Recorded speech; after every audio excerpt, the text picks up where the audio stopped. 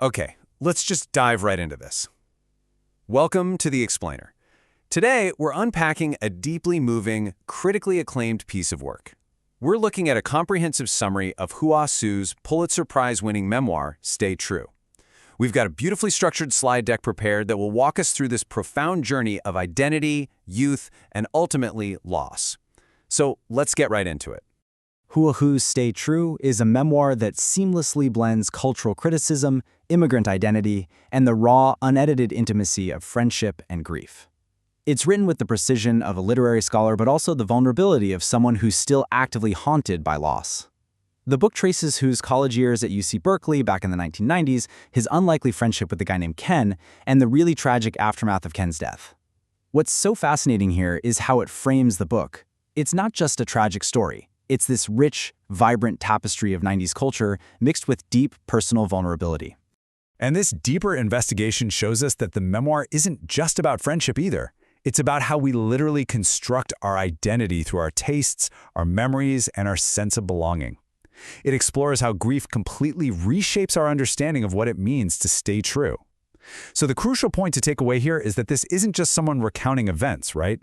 It's a deep dive into how we build our sense of self piece by piece and how a massive loss forces us to reevaluate the whole shebang. Chapter 1. Meeting Ken, The Clash of Worlds. So, Hsu begins with his arrival at UC Berkeley. It's a campus just buzzing with cultural diversity and intellectual energy. He positions himself very much as an outsider. He's totally immersed in zines, indie music, and all these obscure cultural references. Ken, on the other hand, he embodies mainstream American college life. We're talking Abercrombie polos, Dave Matthews Band, frat parties, the works. I mean, have you ever met someone who seemed like your absolute polar opposite? That is exactly the dynamic being set up right here. At first, Hsu sees Ken as literally everything he's resisting. Yet, somehow, their differences spark this genuine curiosity. Through late-night drives, shared cigarettes, and those rambling conversations that bounce from totally trivial jokes to deep existential musings, their friendship takes root. Hsu realizes that friendship often begins in the mundane, not the profound. And it's a great reminder, honestly, that it's those quiet, seemingly insignificant everyday moments that actually forge the strongest human bonds. Chapter 2. Immigrant Roots and Cultural Identity. Here, Hsu reflects on his Taiwanese immigrant upbringing. His parents' journey, moving from Illinois to Texas to Cupertino, was marked by the really tough challenges of assimilation, but also the quiet persistence of their cultural heritage. His father eventually has to return to Taiwan for work, leaving Hsu to navigate his adolescence with this somewhat fractured sense of belonging. The crucial point here is that profound feeling of being unanchored. It's a sentiment that so many children of immigrants have to navigate as they grow up. To cope with that fracture, this chapter really situates Hsu's identity crisis. He's caught right between the heavy expectations of his immigrant parents and the strong allure of American subcultures. So zines, mixtapes, obscure bands, they become his way of asserting his individuality. But beneath all this rebellion lies a really deep longing for connection. It kind of makes you think, doesn't it? How often do we use our hyper-specific interests as a shield, while secretly hoping someone else will recognize our armor and just connect with us? Chapter 3. The Philosophy of Friendship. What's really fascinating here is the high-level analytical lens he applies to a personal relationship. Hsu actually invokes Jacques Derrida's Politics of Friendship to frame his bond with Ken. Friendship, he suggests, isn't just companionship, it's a philosophical act. It's an experiment in vulnerability, trust, and recognition. It absolutely elevates the whole idea of just hanging out in a dorm room into this essential, profound human experiment. Ken's openness completely challenges Hsu's cynicism. Where Hsu hides behind layers of irony, Ken just embraces pure sincerity. So their friendship becomes this dialogue between two totally different worldviews, one skeptical and guarded, the other earnest and generous. And this brilliantly illustrates how true friends don't just agree with us in an echo chamber, right?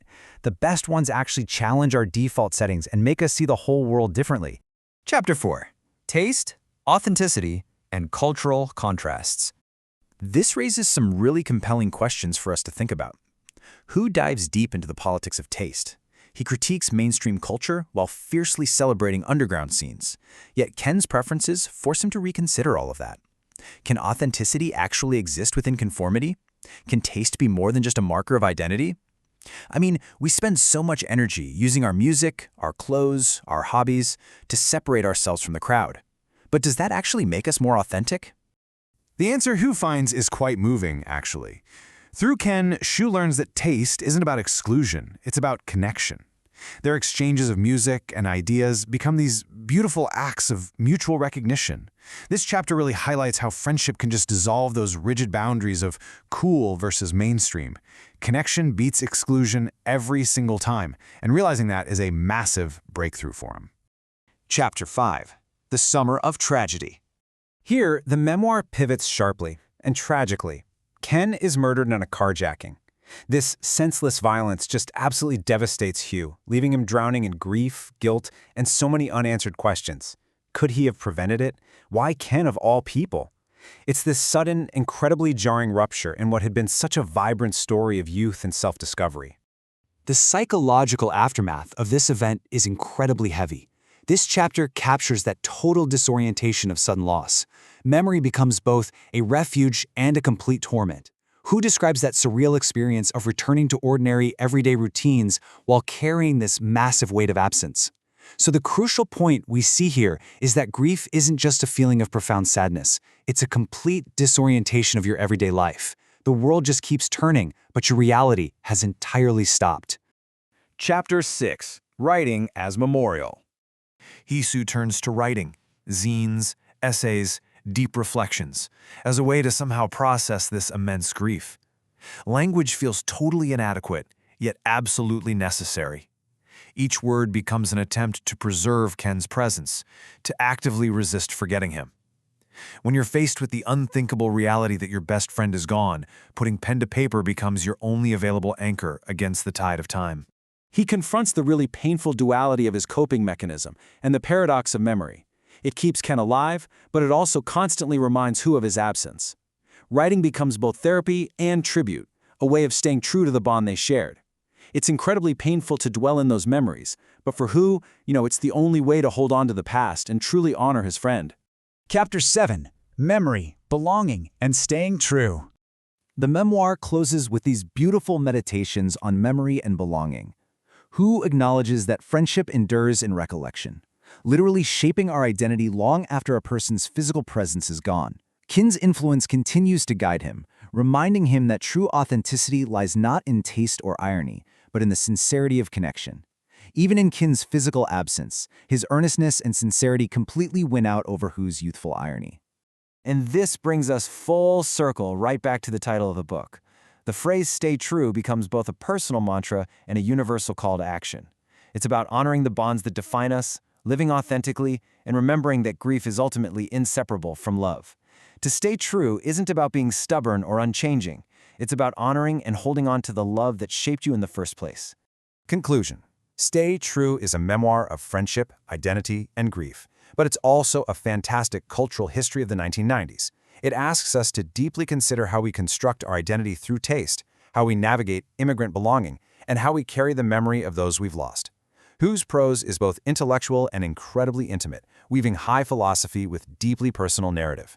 The book reminds us that to stay true is not about resisting change. It's about honoring the connections that shape who we are. What an absolute journey.